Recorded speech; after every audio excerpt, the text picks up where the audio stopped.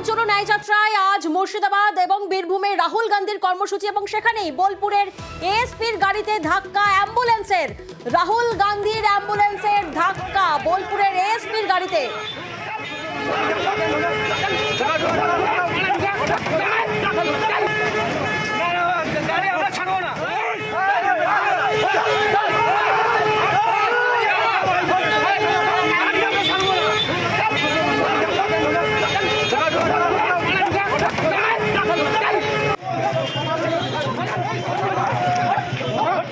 এবং সেই ছবি আমরা এই মুহূর্তে দেখছি, রাজগ্রাম রাজ্য সড়কে ধাক্কা বোলপুরের এএসপির গাড়িতে এবং রাহুল গান্ধীর অ্যাম্বুলেন্সের চালককে আটক করা হয়েছে। জানবো বিস্তারিত।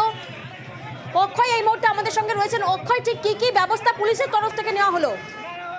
দেখো, তোমাকে প্রথমে বলে রাখি, রাহুল গান্ধীর যে ন্যায় যাত্রা কর্মসূচি পশ্চিমবঙ্গে আজকে শেষ দিন এবং আজকে বীরভূম হয়ে যখন ঝাড়খণ্ডের উদ্দেশ্যে যাচ্ছিলেন রাহুল গান্ধী এবং তার যখন কনভয় রাজগ্রাম যে পেট্রোল পাম্প, সেই পেট্রোল পাম্প পেরোয় এবং তার পেছনের কনভয় যে দুটি অ্যাম্বুলেন্স এবং আরো একটি গাড়ি ছিল এবং রাজ্য পুলিশের যেটা অভিযোগ, এই অ্যাম্বুলেন্স দুটি এবং গাড়িটি যে কনভয়ের পেছনে আসছিল এবং তারা খুব খারাপভাবে ড্রাইভিং করছিল এবং এমনকি রাজ্য পুলিশের যারা নিরাপত্তায় ছিল রাহুল গান্ধীর, সেই নিরাপত্তাতেও কিন্তু তাদের সমস্যা হয়েছিল। তার কারণ তারা একদম বেপরোয়া গতিতে অ্যাম্বুলেন্স দুটি চলাচল করছিল এবং আরো একটি গাড়ি ছিল, সেটিও চলাচল করছিল।